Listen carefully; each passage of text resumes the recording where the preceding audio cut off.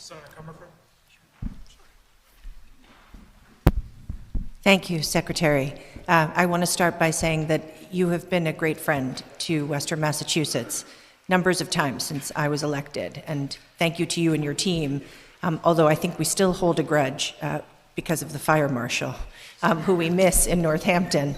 And let me please also say that the state police's embrace of the blue envelopes is very much appreciated in Western Mass, as is the work. That is such a great program. It's a great program. And they led, right?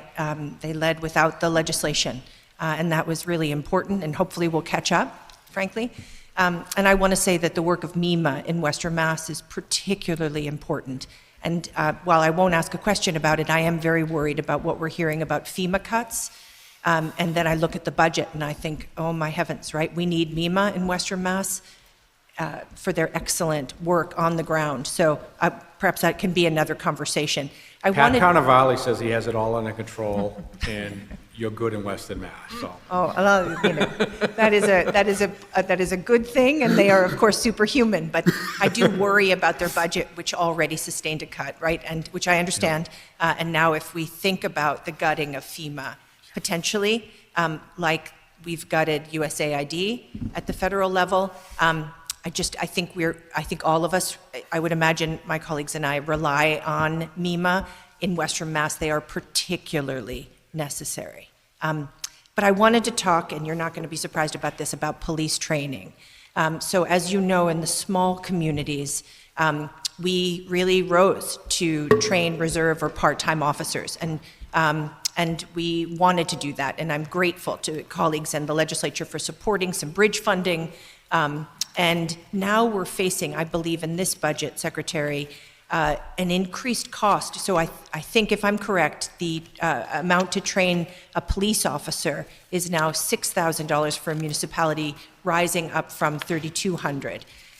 So that was a concern for our chiefs in Western Mass. And then on top of that, in the governor's H1 proposal, we're seeing some pretty significant cuts to co-responders.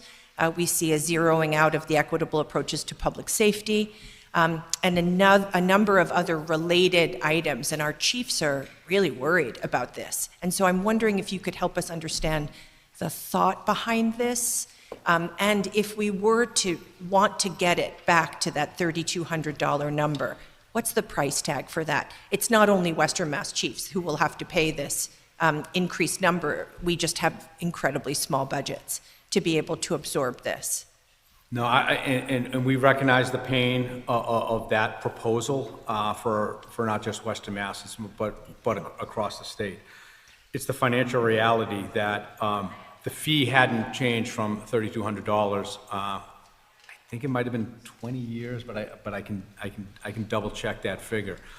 It's a figure that comes in line with what the operational cost for the MPTC is. And I know you folks all know that the drastic change of the priorities of the MPTC and how it's expanded to folks that weren't just your average police officers.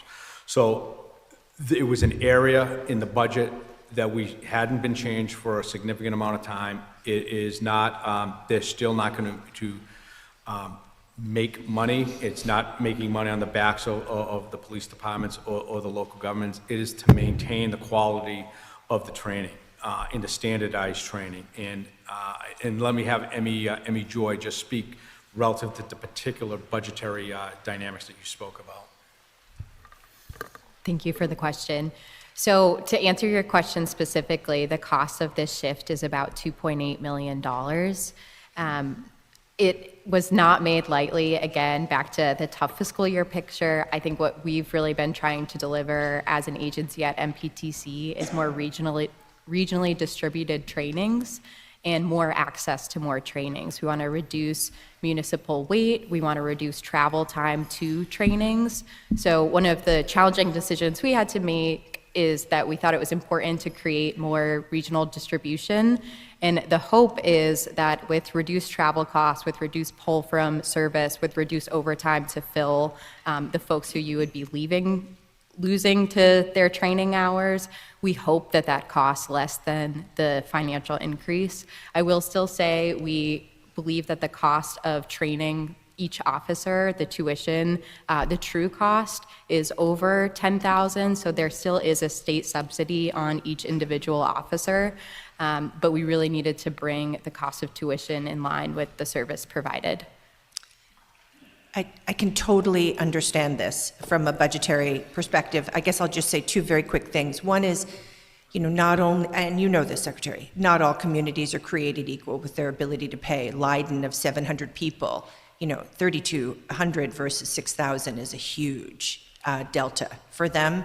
So that's one. And number two, I embrace and want the regional training opportunities. I'll just say, I hope we can continue a conversation about the Greenfield Community College training program that we were pretty far on before it had to be paused.